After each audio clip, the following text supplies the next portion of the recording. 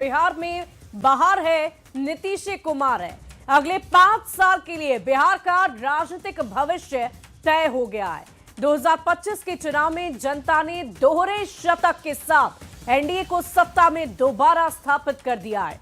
अब सरकार गठन की हलचल काफी तेज हो गई है, लेकिन ये चुनाव परिणाम कई मायनों में ऐतिहासिक रहा है, चौंकाने वाला रहा है, जिसकी संभावना शायद एनडीए नेताओं को भी नहीं रही होगी।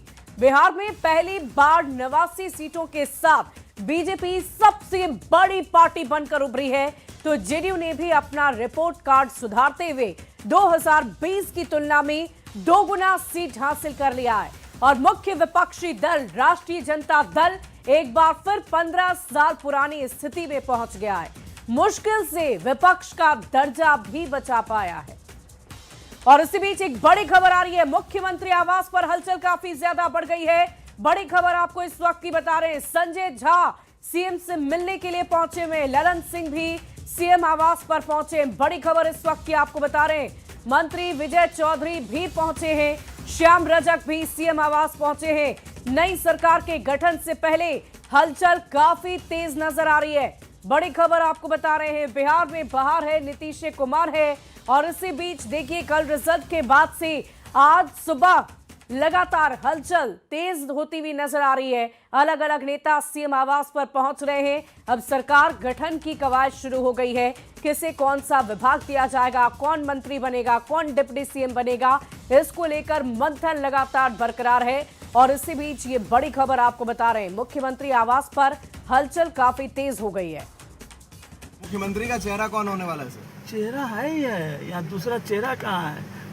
कोई ऑप्शन भी नहीं है और दूसरा कोई यहाँ पर वैकेंसी है। नीतीश कुमार ने कामों के आधार पर जनता का दिल जीता है। नीतीश कुमार जी के नेतृत्व में पूरा एनडीए एक है, 5 पांडव एक है, तो कहीं दो नहीं। तो आपने सुन लिया, बार बार मुख्यमंत्री के चेहरे को लेकर जब सवाल किया जा रहा है तो साफ और स्पष्ट शब्दों में सारे नेताओं का यही कहना है कि किसी भी प्रकार से वैकेंसी ही नहीं है किसी और चेहरे की, और इसीलिए बिहार में मुख्यमंत्री नीतीश कुमार ही होंगे। और इसी बीच हम आपको बड़ी खबर बता रहे हैं, सीएम आवास पर हलचल काफी तेज हो गई है। संजय झा और ललन सिंह भी बिहार के मुख्यमंत्री नीतीश कुमार से मुलाकात करने के लिए पहुंचे हुए हैं। मुख्यमंत्री आवास पर हलचल काफी तेज है और इसी बीच ये बड़ी जानकारी आप तक पहुंचा रहे हैं। तस्वीरें भी आप देख रहे होंगे, श्याम रजक भी सीएम आवास पहुंचे हैं। जेडीयू का काफी बेहतर प्रदर्शन रहा है पिछली दफा के अनुसार। अगर हम देखें 2020 से 2025 में एक बहुत बड़े फिगर के साथ जेडीयू इस बार चुनावी रणभूमि में उतरी भी और उसी प्रकार से रिजल्ट भी लेकर आई है। और इसीलिए जनता दल यूनाइटेड के तमाम बड़े नेता एक एक करके बिहार के मुख्यमंत्री नीतीश कुमार से मिलने के लिए आज पहुंचे हुए हैं। देखिए, कल की सुबह रिजल्ट का दिन था, परिणाम का दिन था, जनादेश का दिन था और आज अब सरकार गठन की कवायद शुरू हो गई है। देखिए, इस पूरी खबर के देख जानकारी के साथ न्यूज 18 संवाददाता पटना से शैलेंद्र हमारे साथ जुड़ रहे हैं। शैलेंद्र, क्या कुछ जानकारी है? अभी जो हलचल मुख्यमंत्री आवास के बाहर नजर आ रही है, ये किस बात को लेकर हलचल हो सकती है? क्यों मुलाकातों का सिलसिला शुरू हो चुका है? बिल्कुल, देखिए, आगे की अब रणनीति तय की जा रही है कि किस तरीके से सरकार का गठन करना है और साथ ही साथ जो उम्मीदवार चुनाव जीत करके आ रहे हैं वो भी मुख्यमंत्री से मिलने पहुंच रहे हैं। तो ऐसी परिस्थिति में कहा जा सकता है कि जो जदयू की जो रणनीति है वो अब आगे की तय की जा रही है और खासतौर पर विजय चौधरी हो, ललन सिंह हो, संजय झा हो, इस तरीके के तमाम जो बड़े चेहरे हैं जदयू के, वो इस वक्त मुख्यमंत्री के साथ बातचीत कर रहे हैं, बैठक कर रहे हैं। तो अब क्योंकि एक बड़ी बहुमत मिली है एनडीए को और आगे की चीजों को तय करना है, मंत्रिमंडल का विस्तार, मंत्रिमंडल में कौन कौन शामिल होंगे, शपथ ग्रहण समारोह होना है, शपथ ग्रहण समारोह में प्रधानमंत्री से लेकर तमाम जो एनडीए के बड़े चेहरे हैं घटक दल के, वो शामिल होंगे। तो इन तमाम चीजों को लेकर के आगे की रणनीति, चूंकि साझा सरकार चलानी है, 5 घटक दल हैं, तो सभी घटक दलों को भी जगह देनी होगी। तो इन तमाम चीजों को लेकर के फिलहाल रणनीति बनाई जा रही है। जदयू की क्या रणनीति होगी, यह इस वक्त मुख्यमंत्री आवास में मुख्यमंत्री नीतीश कुमार और जदयू के अन्य जो वरिष्ठ नेता हैं वो मिलकर के तय कर रहे हैं। जी वाकई शैलेंद्र, जब तय होने की बात हो रही है तो हम आपसे ये भी जानना चाहेंगे, पहली बात तो ये बता दीजिए कि शपथ ग्रहण समारोह को लेकर कोई तारीख भी पहले से निर्धारित रखी गई है और साथ ही साथ हमें ये भी बताइए कि जिस प्रकार से उम्मीदवारों की लिस्ट में हमने देखा था कि पुराने चेहरों को ही दोहराया गया, बीजेपी और जेडीयू की तरफ से ज्यादातर ऐसे चेहरे थे जिन पर पहले से भरोसा था पार्टी को।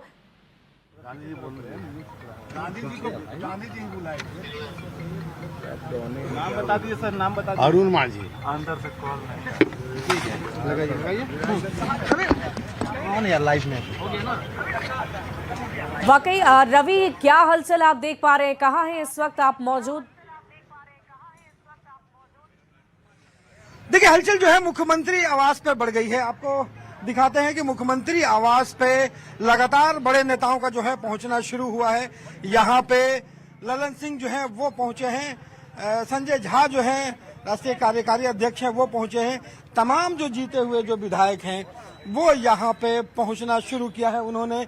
और यहाँ पे पहुंचकर ये लगातार जो है नीतीश कुमार से मुलाकात कर रहे हैं, क्योंकि जिस तरीके से यहाँ पे कल बड़ी जीत हुई है और बड़ी जीत होने के बाद जो है सारे नेता जो है नीतीश कुमार से मिलने पहुंचे हैं। और आज जब यहाँ पे तमाम लोग बैठेंगे तो उसके बाद कई बातें जो है वो तय होनी है।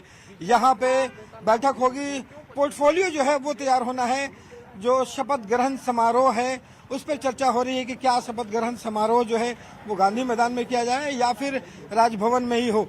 लेकिन इन तमाम बातों पर जो है वो चर्चा होगी कि लेकिन जो तमाम जो विधायक जो उन्होंने जीता है वो सभी के सभी लोग यहाँ पे पहुंचना शुरू किए हैं। और यहाँ पे देखिए श्याम रजक जो है वो भी यहाँ पे जीते हैं, वो भी यहाँ पे पहुंचे हैं। और देखिए यहाँ पे आपको दिखा दूं कि यहाँ पे जो हलचल है वो बढ़ी हुई है और लगातार जो यहाँ पे पुलिस फोर्स है उसकी व्यवस्था जो है वो बढ़ा दी गई है।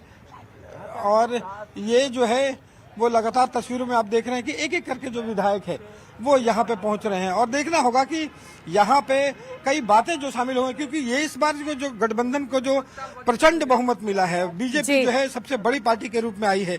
और उसके बाद जो लोजपा है उन्होंने भी बड़ी सीटें जो है वो यहाँ पे जीती है। तो क्या बाकी रवि, हम आपसे ये भी जानना चाहेंगे कि एक तरफ जहाँ बीजेपी और जेडीयू ने अपने उम्मीदवारों की लिस्ट में भी पुराने चेहरों को, मुख्यमंत्री से मुलाकात भी हुई, क्या बातें हुई? मुख्यमंत्री से मिलते रहते हैं। आज चूंकि कल चुनाव का रिजल्ट लेट से आया हमारा, उसके बाद हम रात में नहीं आ सके। सुबह में आकर के उनसे आशीर्वाद लेना और उनको शुभकामना देना ये मेरा कर्तव्य था, वो मैं किया हूँ। लगातार बड़े कैबिनेट को लेकर के जो अब होना है, कैबिनेट नया तैयार होगा, क्या नया इसमें? ये तो माननीय मुख्यमंत्री जी के अधिकार के तहत है।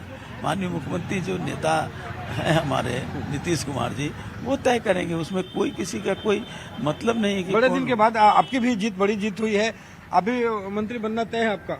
हमको नहीं पता, जनता ने मुझे सेवा करने के लिए चुना है, मैं सेवा करूँ। नीतीश जी से जब मुलाकात हुई, नीतीश जी ने क्या कहा? नीतीश जी से हमारे नेता हैं, मैं कार्यकर्ता हूँ उनका, तो वो कुछ राजनीति बात ही न करेंगे और हमको कुछ टिप्स देंगे। तो टिप्स उन्होंने दिया है कि जनता की सेवा करो। शपथ ग्रहण समारोह कहाँ हो रही है, कुछ बातचीत हुई? ये सब उनके सीमा के अंतर्गत है, सब मुख्यमंत्री जो है वो तय करेंगे। तो देखिए लगातार जो है वो लोग मिल करके आ रहे हैं। श्याम रजक जो है उनकी मुलाकात अभी हुई है और बहुत सालों के बाद जो है उन्होंने फिर से चुनाव जीता है, तो माना जा रहा है कि अभी मंत्रिमंडल में शामिल हो सकते हैं। लेकिन अभी की जो लगातार कह लें कि मुख्यमंत्री में मिलने वालों का जो सिलसिला है वो जारी है। जी वाकई रवि, हम आपसे ये जानना चाहेंगे कि क्या कोई तारीख भी पहले से निर्धारित रखी गई थी कि अगर हम जीतते हैं तो इस दिन हम शपथ ग्रहण समारोह करेंगे? देखिए यहाँ पे एनडीए की तरफ से इसकी कोई तारीख जो है फिलहाल तय नहीं की गई है। तेजस्वी ने भले ही कहा था कि 18 तारीख को जो है हम शपथ ग्रहण करेंगे, जो उनके हिस्से में नहीं आया, लेकिन एनडीए की तरफ से कोई तारीख तय नहीं है। लेकिन जो बिहार का मंत्रिमंडल है, जो इसकी जो सीमा है वो समय सीमा 22 तारीख को खत्म हो रही है।